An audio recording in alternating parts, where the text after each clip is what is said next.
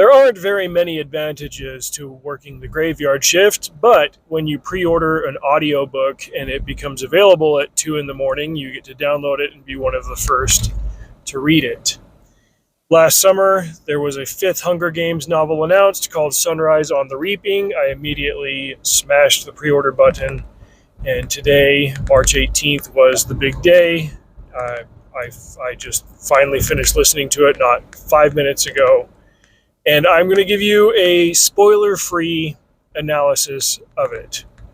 I will say that at about the 2/3 mark, maybe the 85% mark, whatever, I was waffling between 4 and 5 stars, just because I had some questions as to the merit of this book. You know, what was the point of this book? What did it really add to what she was saying that the other books hadn't already said?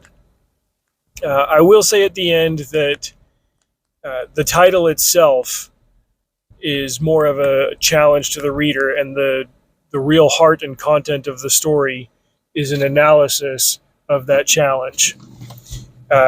With Haymitch being 16 years old and getting reaped into the Hunger Games, those factlets aren't anything necessarily new to readers of this series. We know that he was in the games, that he was in the Quarter Quell, that he survived, that he very briefly had an alliance with another person from District 12, a girl named Maisie Donner. But the details of it all add value and make the whole story more robust.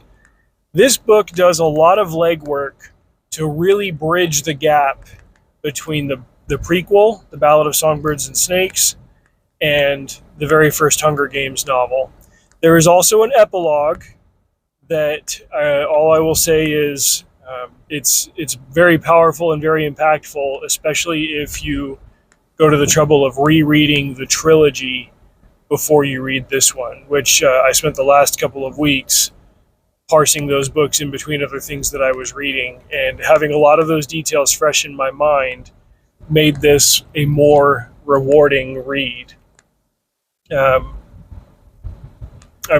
not going to say anything more than that because this book only came out today, and I don't want to take anything away from your delightful discovery of just seeing at every single turn what she decides to do with it. The only thing that I will throw out there is that, you get to learn 2 character names that we, up until now, have not had. And that is the names of Katniss's mother and father. That's all I will say. You get to see some other familiar faces that have popped up in the original trilogy. You get to see them, obviously, earlier on in their lives. This book takes place 24 years before the Hunger Games, and especially the details of catching fire will be of some significance to you. Sorry, I've got my equipment next to me making noise over and over again.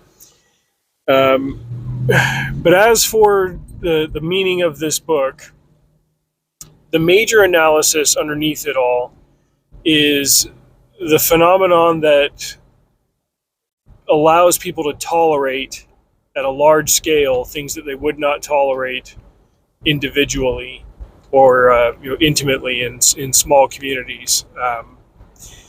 The title Sunrise on the Reaping is a challenge to the idea that you have to accept that you can't change something just because it has happened that way for a long time.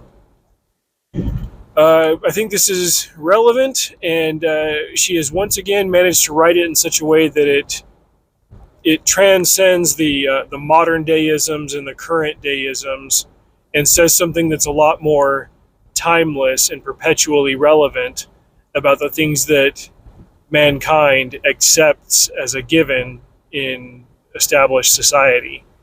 Namely that things that pretty much everybody opposes still happen at a large scale. I'm being as vague as I can so that I don't give away like the real heart and brunt of this. One concern that I had going into it was that we were effectively getting an expansion of a story that we already knew from one of the chapters of Catching Fire that that Haymitch won his games. The way that it all plays out is not the way that you understood it based on that reading of Catching Fire, and you'll see why.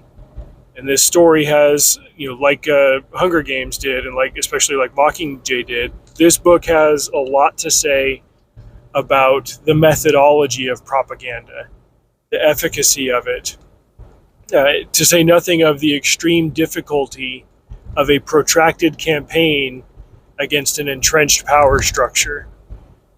If you look at just Katniss Everdeen's fight against the Capitol, starting with the Hunger Games and ending with Mockingjay, you could be forgiven for incorrectly reading it to say that, it only took them 3 years to knock out the Capitol and flip everything on its head. No, it took significantly longer than that. And the rebellion was basically still going on, which we got a glimpse of from the Ballad of Songbirds and Snakes. The rebellion didn't quite die down. It was just made a little bit impotent, even back then, even at the 10th Hunger Games.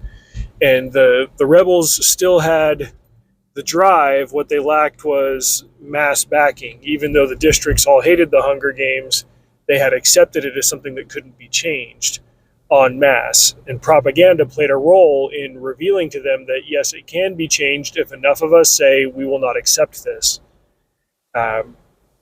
Regardless of whether your governmental system is a republic or democratic or whatever, if enough people say that we are flipping this thing on its head and we are not accepting the way that things are, you're still going to have to pay a pretty severe temporal price to change it.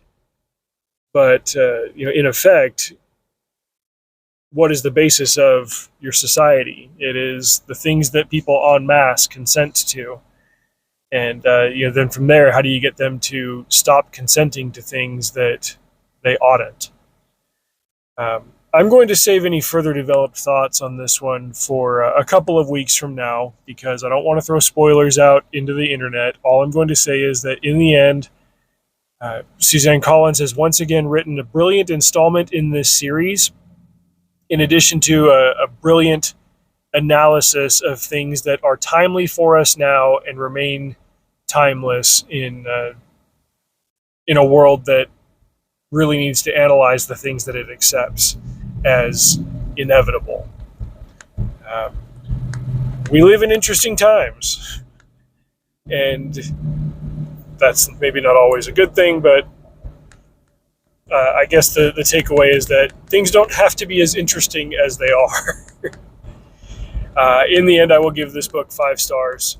And in a couple of weeks after my wife has read it, I'll probably kind of polish up my thoughts about it and do a scripted video kind of analyzing and deep diving it with spoiler warnings and such. But just a tremendous book, mightily powerful, and I'll stop myself before I say anything else. Suzanne Collins, thank you for writing these. Drive safe. See you out there.